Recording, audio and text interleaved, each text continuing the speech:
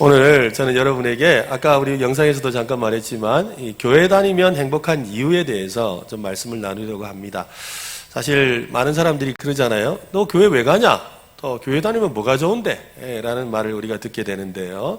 오늘 이왕에 이렇게 오셨으니까 또 저기 은혜로 교회 그 목사가 어떻게 생겼는지 잘 보고 가시고 또 우리 은혜로 교회가 어떤지도 한번 보시고 또 이왕이면 오늘 한번 오신 걸음이 매주마다 오시는 그런 걸음이 되었으면 좋겠습니다. 네, 그런 마음으로 여러분에게 함께 좋은 인생의 좋은 이야기 또 여러분의 삶에 행복을 주는 이야기를 좀 나누려고 하니까요. 귀를 쫑긋 세우고 같이 들어주시면 좋겠습니다. 2011년도에 있었던 일입니다. 인천의 중부경찰서에 한 노숙자가 찾아왔습니다. 노숙자가 찾아와서는 나 가방 잃어버렸어요. 가방 좀 찾아주세요. 한 거예요. 그러니까 경찰이 노숙자가 가방 잃어버린 게 뭐 대단하다고 그런 마음이 든 거죠. 근데 가방 좀 찾아달라고 너무 중요한 게 들었으니까 찾아달라고 그러는 거예요. 하도 이야기를 하니까 그래서 어디서 잃어버렸습니까? 라고 하니까 자기가 공원에서 잠들었는데 공원에서 잘 때 분명히 내 옆에 가방이 있었는데 일어나니까 가방이 없다라는 거죠. 그래서 CCTV를 돌려봤더니 정말 그 사람이 가방이 옆에 있더라고요. 그런데 누가 아침에 가방을 가져간 거예요. 그래서 CCTV를 찾아봐서 그 사람이 누군지를 발견했죠. 그래서 그 범인을 잡았습니다. 잡아서 당신 왜 이거 왜 가져갔습니까? 라고 하니까 새벽에 운동하러 공원에 갔는데 공원에 가서 운동하는데 가방이 혼자 덩그러니 있길래 그래 그냥 가져왔지요. 그래요. 그래서 가방을 돌려받게 되었습니다. 그래서 가방을 열었거든요. 가방을 여니까 세상에 그 있던 경찰들이 깜짝 놀란 거예요. 그 안에 현금 500만 원 그리고 또 500만 원짜리 금시계 들어있는 거예요. 그러니까 이 노숙자가 찾을만 하죠. 그래서 그러니까 이제는 어떻게 됐냐면 이 노숙자에 대해서 경찰들이 의심하는 거예요.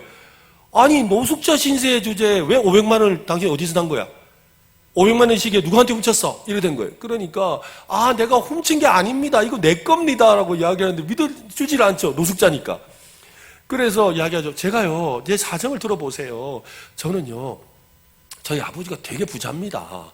그리고 큰 사업을 했는데 근데 아버지가 돌아가셨어요. 근데 제가 아들 하나밖에 없어서 그 재산을 다 물려받았는데 젊은 나이에 내가 사업을 한다고 해봤는데 영 돈만 까먹고 또 제대로 사업에 재주가 없습니다.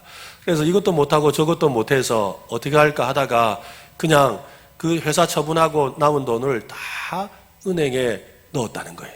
그래서 제 은행에 50억이 있습니다. 근데 50억이 있는데 그 50억을 그냥 넣고 그냥 한 달에 그냥 이자만 받고 삽니다. 한 달에 이자가 1,000만 원 나오는데 1,000만 원 받아서 그거 이렇게 주머니에 넣고는 가지고 다닌다는 거예요. 근데 왜 노숙해? 그런 당신이 왜 노숙을 합니까? 라고 그랬어요. 그러니까 사실 제가 이것도 해보고 저것도 해봐도 영 삶에 만족도 없고 기쁨도 없고 즐거움이 없는데 어느 날 제가 술을 먹고 집에 들어가다가 그냥 이게 길가에서 잠을 들어버렸다는 거예요. 근데 잠에 들었다가 일어났는데 너무 좋더래요. 자기가 그 좋은 호텔에서 잠을 자고 그 좋은 데서 잠을 자도 꼭 감옥 생활하는 것 같이 답답하던데 세상에 길가에서 잠을 잤는데 너무 행복하고 좋더라는 거예요. 그래서 그 길로 제가 잠은 길에서 잡니다. 노숙자 신세가 됐다는 거예요. 그래서 잠은 길에서 자고 일어나면 사우나 가서 사우나 하고 그러고 이제 아침도 먹고 또 이러다가 또 심심하면 가방 열어서 돈 있는 거 구경 좀 하고 그러고 산다는 거예요. 그러니까 이 경찰이 그래도 그 가방에 그 현금 넣고 그래 다니면 위험합니다. 안 됩니다. 그러지 마시고 카드 하나 만들어 가지고 신용카드 만들면 당신 불안하다 하니까 현금 카드 그거 하나 만들어 가지고 그 지갑에 그거 넣고 다니세요. 그래야 되지. 그 가방을 어떻게 들고 다닙니까? 네, 알겠습니다. 하고는 그리고 이제 돌아갔어요. 그런데 이 사람이 2년 뒤에 다시 경찰서에 온 거예요. 이번에는 와서 뭐라죠? 내 지갑을 잃어버렸어요. 하는 거예요. 내 지갑을. 이야기를 들어보니까 친구를 만나려고 지하철을 타고 가는데 통닭 그 한 마리에 소주 3병 들고 그리고 이 지하철을 탄 거예요. 지하철을 타서 가는데 그날따라 잠이 그렇게 오더랍니다. 잠이 너무 와가지고 그냥 이렇게 별 생각 없이 꾸벅 졸았는데 너무 깊이 잔 거예요. 너무 깊이 자다가 정신을 차리고 보니까 내가 내려야 될 역을 지나버린 거죠. 놀라가지고 막 급하게 내리는데 이 가슴팍이 이렇게 좀 헐전하더래, 시원하더래. 보니까 자는 사이에 이 지갑을 훔쳐간 거예요. 지갑을 훔쳐가가지고 그래서 경찰에 신고하러 왔다는 거예요. 그래, 그 지갑에 뭐가 들었습니까? 라고 하니까 세상에 제가요 지갑에 1억짜리 수표 19개. 얼마입니까? 계산도 안 되죠. 1억짜리 19개, 1억짜리 수표 19개. 그리고 현금 하고 해가지고 1200만 원. 그러니까 1억 19억, 나도 계산이 안 되네. 19억 1200만 원을 이 지갑 속에 놓고 있다가 이 소매치기가 가져가 버린 거죠. 조는 사이에. 그 이야기를 하면서 찾아달라고 하는데 찾을 방법이 없어서 이것이 이 신문 기사에 났던 이야기입니다. 제가 이 이야기를 읽으면서 참 많은 생각이 들었습니다. 일단 좀 안타깝게 돈을 잃어버린 그 일에 대해서 참 안 됐다는 생각이 들었고, 그 돈 나 1억만 주면 좋을 텐데 그런 생각도 좀 들기도 했고요. 또 세상에 어떤 사람이 저렇게 돈을 가지고 저래 사나 싶은 생각이 들어요. 한편으로는 또 왜 그런 삶을 살까? 제가 혹시 그 노숙자를 만나게 되면 꼭 묻고 싶은 말이 있어요. 그게 뭐냐면, 지금 행복합니까? 여러분 생각에 그 사람 행복할까요? 대답을 못 하시네요. 네. 행복할까요? 안 할 것 같아요. 그죠? 행복하지 못하니까 그러고 살겠지요. 여러분은 지금 행복하십니까? 여러분은 지금 행복하세요? 우리에게는 그 노숙자처럼 그렇게 많은 현금이나 수표는 없습니다. 저도 1억 있으면 참 좋겠는데 구경도 못 해봤습니다. 그렇지만 그 노숙자처럼 늘 베고 잠들고 가슴에 품고 사는 것이 있어요. 그것이 나에게 행복을 줄 것이라고 생각하면서 말입니다. 사람들은 누구나 행복하기를 원합니다. 행복할 수만 있다면 뭐라도 하겠다라는 그런 심정으로 살고 있지요. 여러분, 행복이 무엇입니까?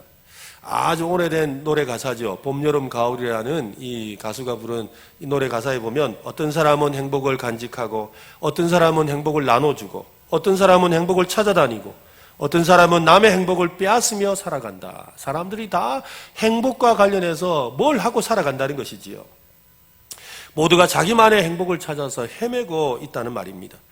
그런데 그 행복을 엉뚱한 곳에서 찾고 있는 사람들이 너무 많습니다. 그들은 행복을 소유해서 찾으려고 하지요. 여러분 따라합시다. 행복은 소유가 아닙니다. 한번 옆 사람에게 한번 말해 주세요. 행복은 소유가 아닙니다. 행복은 소유가 아닙니다, 여러분. 옛날에 여러분 무자식이, 아이고 잘하시네요, 그죠? 무자식이 상팔자예요. 근데 여러분 자식 없는 사람한테 물어보세요. 상팔자라 그런지. 니도 자식 없어봐라 이랍니다. 그죠? 또 자식들 많으면 야 이거 자식들 많아서 좋겠네, 걱정이 없겠네. 그러면 자식 많은 집에 가면 뭐라 그래요? 가지 많은 나무 바람 잘 날 없다. 그죠? 자식은 또 많으면 많다고 걱정이고 없으면 없다고 걱정이고, 그러게 사람 마음이죠. 또 어떤 사람은 남편이 돈을 많이 벌어와서 행복하다고 합니다. 진짜 행복할까요? 아무리 예쁘고 착한 아내를 맞이한들 정말로 진짜 행복이 찾아왔습니까? 더 넓고 좋은 아파트를 사면 행복할 줄 알았는데 샀더니 방이 처박혀가지고 나오지도 안 하고 정 떨어져서 못 살죠. 그런 세상이지 않습니까? 또 좋은 차를 사니까 너무 행복한 줄 알았어요. 그래서 한 일주일 멋지게 폼내게 차를 타고 다니는데 아침에 출근하려고 나왔는데 보니까 누가 찌 꺼놨어.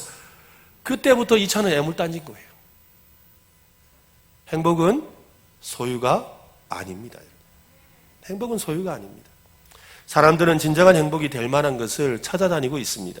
그런데 진정한 행복이 소유가 아니라 관계라는 사실을 깨닫지 못하고 있습니다. 한번 따라해 볼까요? 행복은 관계입니다. 옆 사람에게 한 말씀하세요. 행복은 관계야. 네, 행복은 관계. 누구랑 어떤 관계를 맺느냐에 달려 있는 거지요. 행복은 소유에 많고 적음이 아니라 누구와 어떤 관계를 맺느냐에 있습니다. 가족과 좋은 관계를 맺으면 가정이 행복하고, 직장 동료와 좋은 관계를 맺으면 직장 생활이 행복하고, 부모님과 좋은 관계를 맺으면 인생이 행복하고, 또 남편, 아내와 좋은 관계를 맺어야 삶이 즐겁지요. 관계를 맺는 대상에 따라서, 또 관계를 어떻게 맺느냐에 따라서 행복하기도 하고 불행하기도 하다는 것입니다. 그런데 여러분, 이런 이 모든 행복도 일시적이죠. 일시적이라는 말은 사라진다는 것입니다. 왜냐하면 아무리 부모님과 좋은 관계를 맺어도 부모님 돌아가시면 그 행복은 사라지는 거예요. 아무리 좋은 아내, 좋은 남편과 내가 좋은 관계를 맺었다 할지라도 그 남편, 아내가 사라지면 그 행복도 사라지는 거예요. 그래서 이 세상에 있는 관계의 행복은 일시적이고 제한적이라는 것입니다. 그런데 한 가지 영원한 행복이 있어요. 영원토록 죽지 않는 분이 계시거든요. 영원토록 죽지 않는 분, 영원히 살아계시는 분, 우리 교회 나오면 바로 그분과 관계를 맺는 겁니다. 그분이 누구시냐면 바로 우리가 믿는, 따라합시다, 하나님. 네, 교회 오면 하나님을 만나는 겁니다. 하나님과 사귀는 겁니다. 그래서 영원하신 하나님과 함께 영원한 행복을 누리게 되는 겁니다. 오늘 그 영원한 하나님과 함께 행복을 누리는 여러분 되셨으면 좋겠습니다. 초대 문화부 장관이었던, 우리나라 초대 문화부 장관이었던 이어령 씨, 여러분 들어보셨죠? 네, 아주 유명한 분이죠. 얼마 전에 돌아가셨는데요. 그분이 늦은 나이에 예수를 믿고 교회를 나오게 되었습니다. 그는 젊어서는 교회 안 다니기로 유명한 사람이었고 교회에 대해서 아주 비판적인 말을 많이 한 사람이었습니다. 그는 불가지론자로 알려졌는데요. 하나님이 있는지 없는지 알게 뭐야? 하나님이 있는지 없는지 알게 뭐야? 이렇게 말하고 주장하던 그런 사람이었습니다. 그런데 그가 자기 딸이 예수를 믿고 목사가 되었어요. 그래서 그 딸이 아빠 제발 좀 예수 믿으세요 했는데 그 딸이 암으로 일찍 죽었어요. 근데 딸이 죽는 그 모습을 보고서 이어령 씨가 예수를 믿게 되었어요. 그리고 교회를 나오게 된 겁니다. 이 교회에 나와서 이 생활을 하는 것을 보고 주변 사람들이 그래요. 아니 당신 같은 사람이 어떻게 교회를 나갈 수가 있어요? 걱정이 놀란 거죠. 그러면서 하는 말이 교회 나가니까 어떻던데요? 교회 왜 나갑니까? 라고 물어본 거예요. 그러자 이어령 씨가 이렇게 대답을 합니다. 배가 고프면 어디 갑니까? 여러분 배 고프면 어디 가야 됩니까? 대답 좀 해주세요. 어디 간다고요? 식당 가야지. 맞아요. 네. 여러분 만약에 지적인 갈증이 생기면 어디 가야 될까요? 도서관에 가야 됩니다. 몸이 아프면 병원에 가야 돼요. 근데 여러분 심심하고 마음이 고플 때, 뭔가 심심하고 뭐가 재미없을 때 어디 갑니까? 노래방에 가든지 아니면은 뭐 영화 보러 가든지 그런단 말이죠. 식당에 가서 먹어도 배고프고 노래방 가서 노래를 불러도 뭔가 이렇게 가슴에 응어려진 게 풀리지 않고 극장이나 도서관에 가도 뭐 영 내 마음에 채워지지 않을 때, 그래서 마음이 고프고 영혼이 마를 때가 있다라는 거예요. 그 이어령 씨가 그러는 거예요. 나도 이것도 해보고 저것도 다 해봤는데 마음이 고프고 영혼이 배고플 때가 있는데 그때 저는 교회에 갑니다. 그래서 교회에 갑니다 라고 말을 했어요. 그러면서 이렇게 말합니다. 배고픈 사람이 극장에 가서 밥을 찾으면 안 되는 것처럼, 그죠? 아무리 기다려도 극장에서는 밥을 주지 않습니다. 실현당한 사람이 식당에 가서 막 먹어봐야 고무신 거꾸로 신은 애인이 돌아오질 않죠. 마음에 있는 허전함을 해결할 방법이 없습니다. 내가 갈급할 때 찾아갈 곳은 어디인가 라고 물을 때 세속의 권력이나 돈이나 지식이 갈급함을 채워줄 수 없기 때문에 저는 교회에 갑니다 라고 그렇게 말을 했습니다. 이어령 씨는 참 행복한 사람입니다. 왜냐하면 자신이 가지고 있던 그 결핍이, 그 모자람이, 그 배고픔이, 그 목마름이 무엇인지를 늦은 나이지만 깨달았던 겁니다. 우리는 살아가면서 배가 고플 때가 있지요. 그처럼 영적으로도 배가 고플 때가 있어요. 목이 마를 때가 있습니다. 그래서 우리의 마음에 뭐 터질 듯이 답답함을 느낄 때가 있지요. 수시로 일어나는 가정의 문제와 인간관계의 문제, 또 질병과 고통의 문제, 실패와 좌절과 절망의 문제, 삶과 죽음의 문제, 인간관계의 문제, 이 모든 문제들을 해서 우리는 때로는 그 이유를 몰라서 방황하고 여기 기웃 저기 기웃, 내 이것을 해결하고 싶은데 도대체 누가 나를 이걸 해결해 주나, 이 답답한 걸 누가 나를 해결해 주나 라면서 괴로워하고 답답해하지요. 근데 어딜 가도 해결하지 못 받죠. 세상의 권력으로도 돈으로도 지식으로도 그 어떤 것으로도 행복하지 않은 거예요. 왜요? 그것이 필요한 것이 아니니까요. 마음의 갈증, 영혼의 갈증이 있다는 것을 우리는 알아야 된다는 것입니다. 그런 마음과 영적인 상태에 대해서 조금 전에 제가 읽어드렸던 성경 말씀은 이렇게 말합니다. 다시 한번 보십시오. 하나님이여, 사슴이 시냇물을 찾기에 갈급한 같이, 사슴이 물을 먹으려고 죽을 각오로 달려와서 이 물을 마시려는 것 같이 내 영혼이 주를 찾기에 갈급합니다. 교회 다니는 이유가 뭐냐면 내 마음이 고픈 거예요. 내 영혼이 고픈 거예요. 그래서 뭔가 세상의 것으로는 얻을 수 없는 무엇이 있다는 생각 때문에 여기 오는 겁니다. 여기 계신 우리 교인들, 그렇죠? 여기 오면 마음에 만족이 있죠? 그래서 돌아갈 때 든든하죠? 바로 그렇다는 거예요. 오늘 여러분에게도, 어디 초대받아 오신 여러분에게도 그런 만족이 있기를 바랍니다. 그래서 이 성경은 이렇게 말합니다. 내 영혼이 하나님 곧 살아계시는 하나님을 갈망하나니 내가 어느 때에 나아가서 하나님의 얼굴을 배울까. 교회에 오면 하나님을 만난다는 것입니다. 맞습니다. 교회 나와서 인생을 창조하시고 또 생사화복을 주관하시는 하나님을 만나야 합니다. 한번 따라해 볼까요? 하나님을 만납시다. 옆 사람에게 한번 말씀해 주세요. 하나님을 만나보십시오. 그러면 우리의 마음에 있는 그 마름이, 우리의 마음에 있는 그 목마름이, 우리의 마음에 있는 우리의 영혼의 배고픔이 풍성함으로 채워진다는 것입니다. 인터넷에서 우연히 어떤 분의 글을 읽었는데요. 이분이 보니까 교회에 다니는 분이에요. 근데 교회는 다니는데 가끔 가는 분이에요. 자주 가지는 않고 매주 가지도 않고 가끔 간답니다. 자기 말이 그래요. 근데 이 사람이 글을 썼는데 글 내용이 뭐냐면 교회 다니게 되는 현실적인 이유.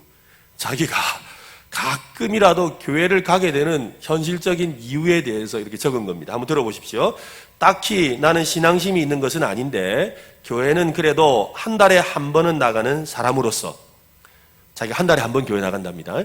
내가 대충 분석해 본 이유를 나열해 보겠다.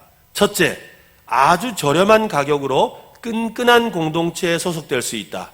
다른 취미생활보다 비용이 저렴하다. 그러니까 다른 데 취미생활 하려면 뭐 옷도 사야 되고 장비도 사야 되면 이게 너무 비싸다는 거예요. 그런데 그냥 교회 오면 뭐 이렇게 돈이 별로 안 들더라는 겁니다. 둘째, 인맥이 넓어진다. 그게 끄덕여지죠. 교회에는 다양한 직업을 가진 사람들이 많이 있어서 문제가 생길 때 적극적으로 자기 일처럼 도와준다. 이 두 번째라는 거예요. 셋째, 주말에 딱히 할 일이 없는 사람들이 갈 곳이 생긴다. 그러니까 뭐 사람들 뭐 차도 막히고 어디 갈 데도 없는데 일요일 날 교회 오니까 좋더라는 거죠. 괜히 어디 가는 것 같고 또 와서 이렇게 시간 보내니까 참 좋더라는 겁니다. 넷째, 사회적 약자를 받아주고 도움을 준다. 현재 한 달에 한 번 이 정도 교회 가는데 생활하는데 나름 활력소가 되는 것 같다. 교회 오니까 자기 나름대로 이렇게 활력소, 한 주간을 살아가는 힘이 되더라라는 말이지요. 오늘 초대받아 오신 분들 가운데도 비슷한 궁금증을 가진 분들이 있을 것 같습니다. 교회 다니면 무엇이 좋을까? 교회 가면 무슨 행복이 있을까? 사람들이 자주 교회를 다니는 교인들에게 묻지요. 혹시 여러분도 이런 질문을 해보셨습니까? 교회 가면 뭐 좋은데? 교회 가면 니 그렇게 열심히 교회 다니는 이유가 뭐고? 니 와 그래 열심히 교회 가노? 그런 이야기 하기도 하지 않습니까? 저는 오늘 여러분의 그 질문에 답을 좀 드리려고 합니다. 교회 다니면 뭐가 좋고 행복한지 그 이유를 말씀드리자면 아마 오늘 밤을 새워도 다 이야기 못할 겁니다. 굉장히 많지만 제가 너무 길면 또 이렇게 지겨우니까 또 여러분도 말씀을 잘 들으시니까 제가 좀 짧게 좀 말씀을 드리려고 합니다. 마음을 열고 진지하게 한번 들어봐 주시면 좋겠습니다. 솔직하게 말씀드려서 여러분 교회 다닌다고 목사인 저도 늘 행복한 건 아닙니다. 교회 다니지만 늘 행복하냐? 그건 아닙니다. 교회를 다니는 우리도 우리가 겪는 그런 불행을, 여러분이 겪는 그런 불행을 겪기도 합니다. 슬픈 일을 만나기도 합니다. 예상치 못한 그런 사고나 실패를 경험하기도 합니다.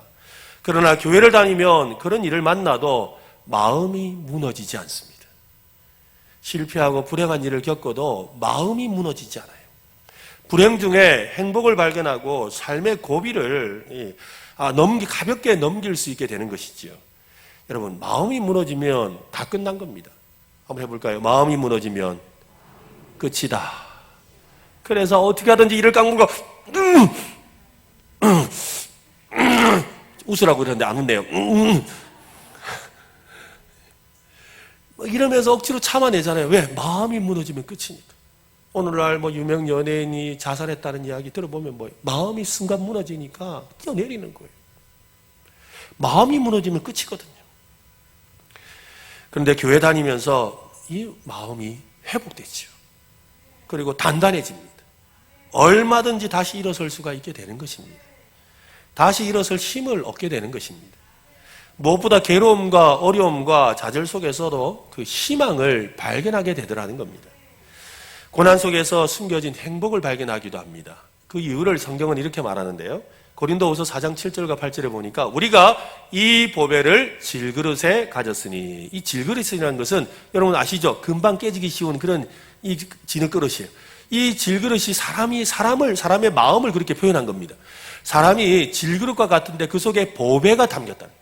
이 보배를 질그릇에 가졌으니 이는 심히 큰 능력은 하나님께 있고 우리에게 있지 아니함을 알게 하려 함이라. 다음 절에 보니까 우리가 사방으로 기싸움을 당하여도 쌓이지 아니하며 답답한 일을 당하여도 낙심치 않는다. 이 말은 무슨 말이냐면, 여러분 지갑에 돈이 든든하게 들어있으면 어디 가도 힘 좀 들어가잖아요. 안 들어갑니까?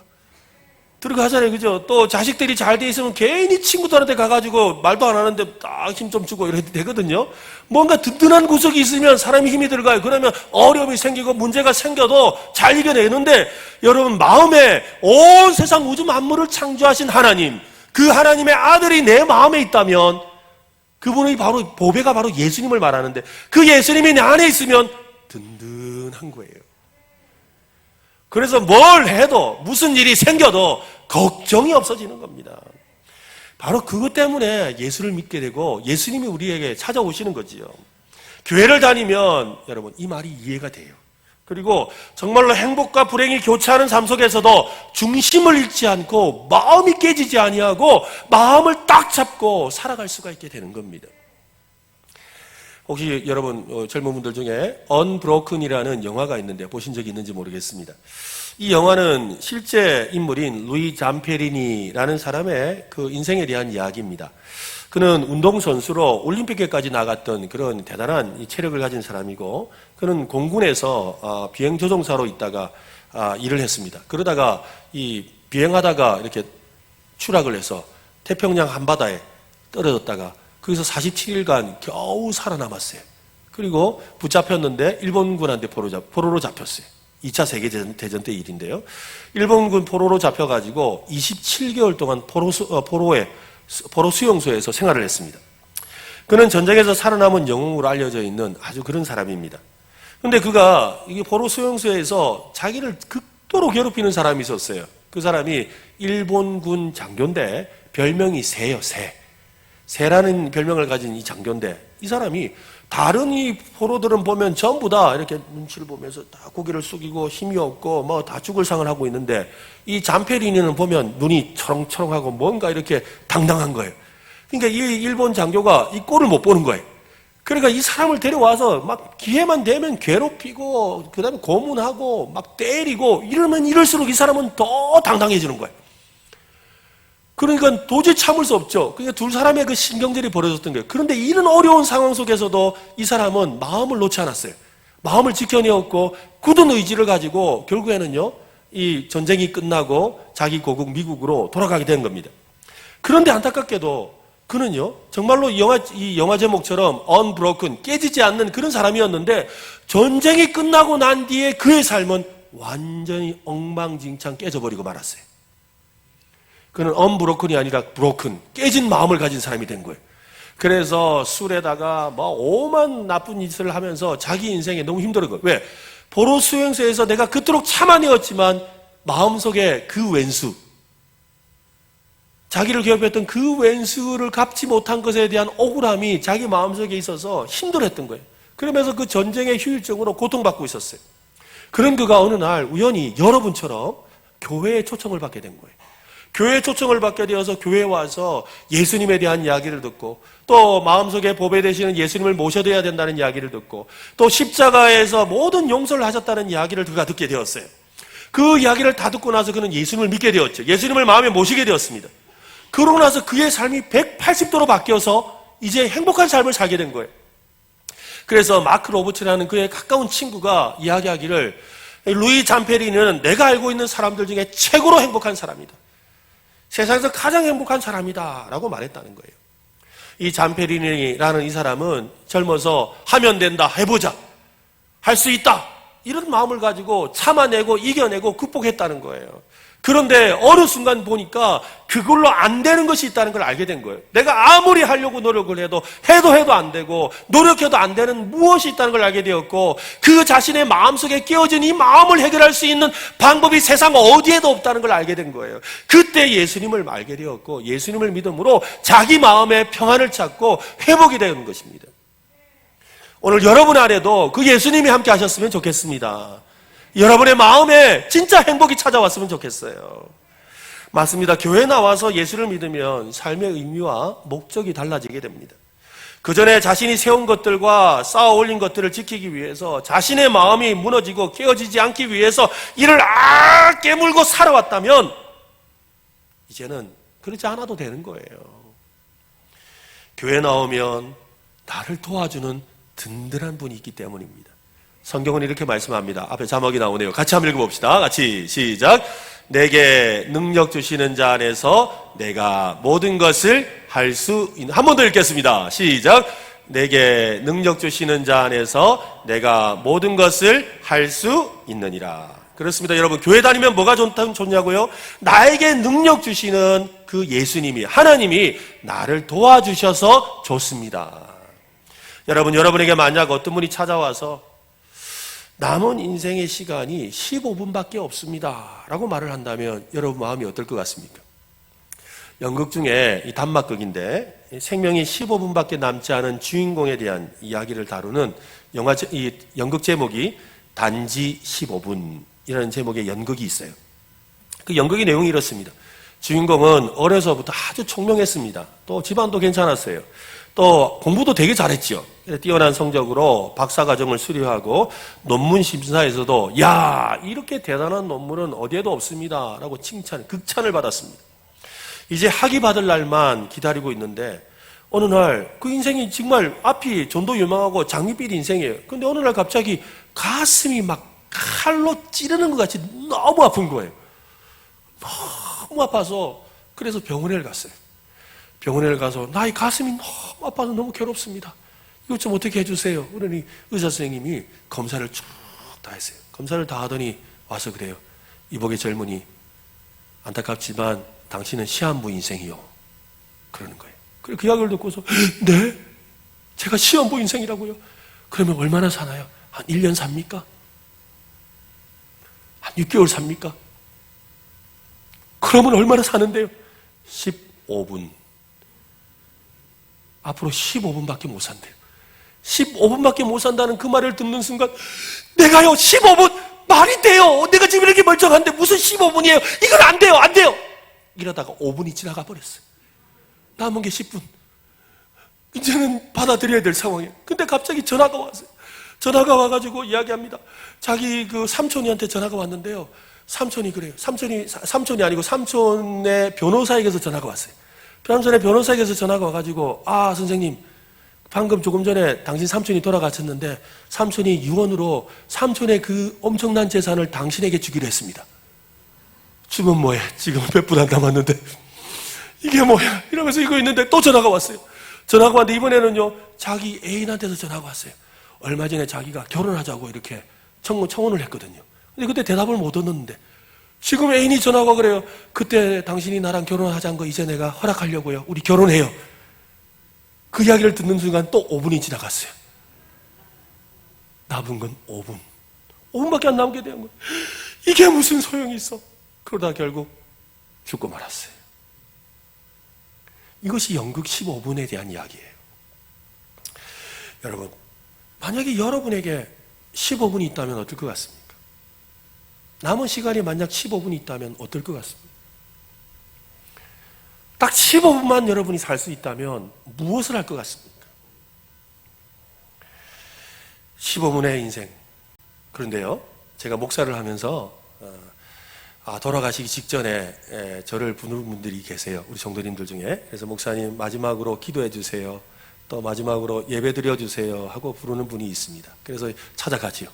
그러면 정말로 예배를 드리고 나서 30분 또 1시간 뒤에 돌아가시는 경우들이 참 있습니다. 그때 가서 이렇게 보면서 참 놀라운 것은 앞으로 남은 시간이 그니 얼마 안 남지 않았다는 거 알지요. 정말 숨을 헐떡이고 있어요.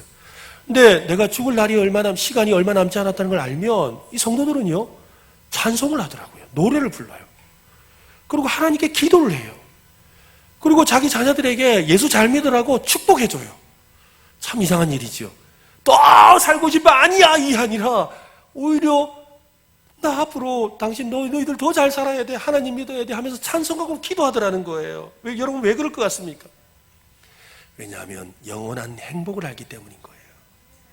영원한 행복을 알기 때문에 그렇다는 것이지요. 지금 누리지 못하는 그 무엇, 또 과거의 그것이 아니라 앞으로 누리게 될 영원한 행복을 바라보고 있기 때문에 그렇다는 겁니다.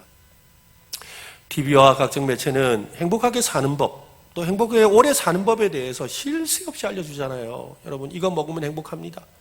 이거 바르면 행복해집니다. 이거 사면 행복해집니다. 누구랑 같이 이번 여행 3박 4일로 어디 갔다 오면 행복해집니다.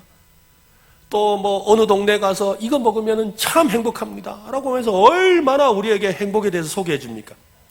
그런데 여러분, 그 내용들은 보면요, 진짜 행복해지는 법을 가르치는 것이 아닙니다. 그들이 가르쳐 주는 것은 지금의 불행을 조금 늦추는 법을 가르쳐 주죠. 여행 즐겁게 갔다 오면 지옥 같은 삶이 또 시작이야. 먹을 때는 기뻤는데 돌아오면 또 불행한 거예요. 잠깐 멈추고 잠깐 미루는 것을 알려줄 뿐이지 진짜 행복을 세상이 알려주지 않는다는 겁니다. 진짜 행복은 자신이 누구인지를 아는 데서부터 시작해야 합니다. 내가 누구인지, 내가 지금 무엇 때문에 더 행복하지 못한지, 불행한지를 먼저 알아야 합니다.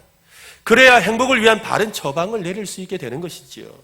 그런 점에서 교회에 나오면 내가 누구인지를 알게 됩니다. 한번 따라 합시다. 교회 나오면 내가 누군지 알게 된다.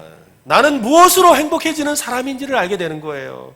기독교는 깊은 진리와 깨달음을 주는 종교입니다. 교회는 진짜 오래가는 행복, 영원한 행복에 대해서 알려주고 있습니다. 이 땅에서 만나는 수많은 고통과 슬픔과 괴로움의 연속인 그 불행한 삶을 어떻게 행복한 삶으로 변화시키고 바꿀 수 있는지를 교회는 가르쳐주는 곳이에요. 성경은 궁극적인 불행의 원인에 대해서 이렇게 말을 합니다. 하나님과 함께하지 않는 삶이다. 하나님과 함께하지 않는 삶이다. 왜냐하면 성경은 하나님과 영원히 사람이 행복하게 살아가도록, 하나님과 사람이 영원히 행복하게 살아가도록 창조하셨겠다고 말씀합니다. 사람은 하나님과 함께 있어야 진짜 행복합니다. 한번 따라 해볼까요? 사람은 하나님과 있어야 진짜 행복합니다. 한 번 더. 사람은 하나님과 함께 있어야 진짜 행복합니다. 언젠가 TV에서 잃어버린 아들을 찾는 아버지에 대한 이야기가 나오는 걸 봤어요. 자식을 잃어버린 지가 한 30년이 지났지요. 그런데 지금도 그 아이를 찾아다니더라고요. 30년 전에 그 아이, 그 조그마한 갓난 아이 아니겠어요? 2-3살 때 그 아이를 어떻게 하다가 잃어버린 거지요. 잃어버린 그 아버지는, 그 어머니는 그 아이를 찾으려고 지금도 쉬는 시간만 되면, 시간이 비기만 하면 전단지를 만들어서 그 전단지를 사람들에게 나눠주고 있더라고요. 그런데 그 전단지에 그려진 그 아이는 30년 전에 2-3살 된 그 아이의 모습이잖아요. 그런데 왜 그 아버지는 그렇게 그토록 포기하지 않고 그 아이를 찾으려고 할까요? 여러분, 왜 그럴 것 같습니까? 우리 여기 부모님들 많이 계시니까. 왜 그 아버지는, 그 어머니는 그 잃어버린, 30년 전에 잃어버린, 이제는 다 커서 어떤 얼굴일지도 모를 텐데 그 아이를 그토록 찾으려고 할까요? 왜 찾으려고 할까요? 부모의 행복 때문일까요? 아니죠. 부모의 행복 때문에 그런 거 아니에요. 부모가 그 아이를 찾아서 행복해지려는 거 아니에요. 부모의 마음은 어떤 마음입니까? 지금 엄마, 아버지 없이 살아가는 그 아이가 너무나 불행해 보여서지요. 아버지, 엄마 없이 혼자서 저 험한 세상을 살아가고 있을 그 아이를 생각하니까, 그 아이의 불행한 모습을 생각하니까 너무 마음이 아파서, 그래서 오늘도 그 아이를 찾으러 다니는 거예요. 그게 여러분의 마음 아닙니까? 그게 부모의 마음이잖아요. 그게 사람의 마음이잖아요. 우리 하나님도 마찬가지라는 거예요. 우리의 영적인 아버지 되시는 하나님이 자기를 모르고 살아가고 고아처럼 살아가는 세상의 많은 사람들에게, 그 많은 사람들에게 내가 너희 아버지다, 내가 너를 도와줄 수 있다. 나와 함께하면 행복하게 살 수 있다. 정말로 좋은 삶을 살 수 있다. 더 이상 고민하지 않아도 된다. 고통받지 않아도 된다. 이것을 알려주고 싶으셔서, 그래서 지금도 찾아다니시는데, 그래서 오늘 여러분을 이 자리에 모신 거예요. 그 하나님을 알려드리려고. 그 하나님의 그 빈자리, 구하는 아무리 세상에 좋은 것을 다 가져도 마음 한 구석에 불행이 있어요. 왜요? 나는 엄마 아버지가 없다. 아무리 좋은 것을 가져도 나는 엄마 아버지가 없다. 그 마음의 빈자리는 세상에 무엇으로도 채울 수 없는 것처럼 우리의 마음에 뻥 뚫린 하나님의 자리가 있다는 것이지. 이것을 알려주기 위해서 성경은 예수님이 이 땅에 오셨다고 합니다. 예수님이 이 땅에 오셔서 하나님이 누구신지를 알려주시고, 누구라도 예수를 믿으면 이 하나님의 사랑을 받고 하나님의 자녀가 되도록 허락해 주셨다고 합니다. 성경은 이렇게 말합니다. 요한복음 3장 16절 말씀인데요, 우리 같이 한번 읽어보시죠. 같이 시작. 하나님이 세상을 이처럼 사랑하사 독생자를 주셨으니 이는 그를 믿는 자마다 멸망하지 않고 영생을 얻게 하려 하심이라. 하나님은 세상 사람들을 사랑하셔서 자기 독생자 예수님을 세상에 보내셔서 십자가에 죽게 하셨습니다. 그리고 3일 후에 살아나게 하셨습니다. 예수님이 십자가에서 죽고 부활하신 것은 바로 하나님이 계시다는 것, 이것을 알려주려는 것이었습니다. 누구든지 예수님을 통해 하나님과 그분의 사랑을 알고 하나님을 나의 영적 아버지로 믿으면 영원한 행복을 누리게 됩니다. 성경은 하나님을 영적 아버지로 믿고 받아들이는 것을 영접한다라고 합니다. 요한복음 1장 12절에 영접하는 자, 곧 그 이름을 믿는 자들에게는 하나님의 자녀가 되는 권세를 주셨으니, 네, 하나님을 믿겠습니다. 하나님의 계심을 믿겠습니다. 하나님 믿어보지요. 예수님 계신 거 알겠습니다. 예수님 한번 믿어보지요. 라고 하는 것을 영접한다고 합니다. 하나님의 자녀가 되면 여러분 어떤 점이 좋을까요? 하나님의 자녀가 되면 좋은 점이 너무 많은데 그 중에 가장 좋은 것을 표현해주는 성경 한 구절이 있어요. 시편 121편인데요. 그것을 가사를 가지고 만든 노래가 있는데 제가 좀 불러드리려고 합니다. 우리 성도님들도 알면 따라 부르시면 좋겠고 같이 한번 불러보면 좋겠는데요.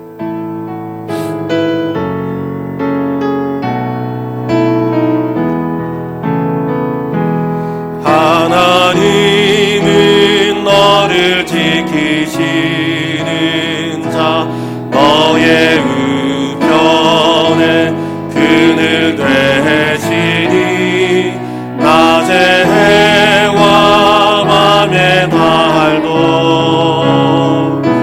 너를 해치 못하리. 하나님은 한 번 더 합니다.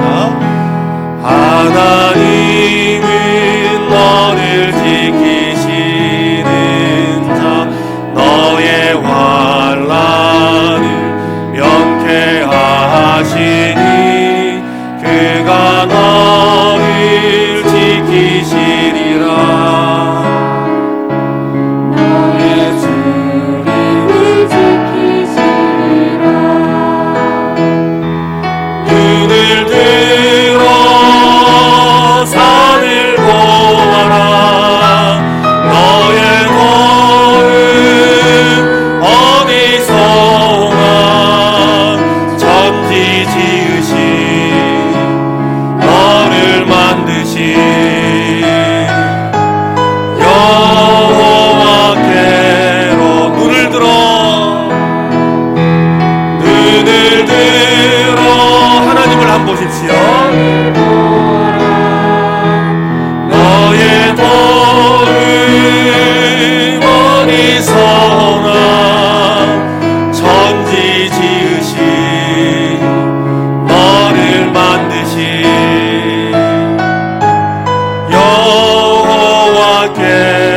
여호와께로다. 여러분, 교회 다니면 뭐가 좋으냐고요? 하나님을 믿으면 뭐가 좋으냐고요? 우리를 도와주십니다. 고개를 들으면 도와주세요. 하나님의 도움을 받으시기를 바랍니다. 교회 다니면 행복한 이유는 나를 위해 십자가에 달려 죽기까지 사랑하시는 예수님을 믿고 지금도 나를 사랑하시며 좋은 것을 주시는, 또 항상 나를 도와주시는 하나님이 내 하늘 아버지가 되어주셔서 좋습니다. 미국의 어느 연구소에서 20년 넘게 사람의 생활을 조사하고 연구한 결과를 워싱턴 포스트에 발표를 했습니다. 제목은 행복은 전염된다입니다. 교회 다니면 좋은 이유는 행복한 사람들과 만남을 통해 행복이 전염되기 때문입니다. 쾌활한 사람 하나가 들어서면 그 미소와 웃음이 그 모인 것을 가득 채우는 것을 보지요. 전달되는 걸 보지요. 교회에는 행복의 에너지가 충만한 사람들이 가득합니다. 물론 교회 다니는 사람들이 처음부터 행복한 것은 아닙니다. 우리도 여러분처럼 힘들고 또 어려운 삶을 살았습니다. 슬프고 아픈 일을 겪기도 했습니다. 그러나 예수님을 믿고 예수님을 믿는 사람들과 함께하면서 어느새 우리도 그 행복 바이러스에 전염이 되었어요. 나도 모르게 행복한 사람이 되어버린 거죠. 교회에 나오면 행복한 사람들을 만나서 나도 행복해질 수가 있습니다. 그래서 교회에 나와야 되는 거죠. 내가 행복하면 여러분 우리 가족이 행복해지는 거예요. 내 자녀도 행복한 삶을 살게 됩니다. 건강하고 건전하고 유익한 행복 바이러스가 우리를 통해 주변으로 퍼져나가니까 곳곳이 행복해지는 겁니다. 교회 다니면 뭐가 좋냐고요? 행복 바이러스에 감염되어서 나도 행복하고 또 주위도 행복하고 우리 모두가 행복해지기 때문에 좋습니다. 여러분 이 예수님 믿고 교회 나오셔서 행복해지시기를 바랍니다. 옆 사람에게 한번 말씀하시죠. 행복하세요.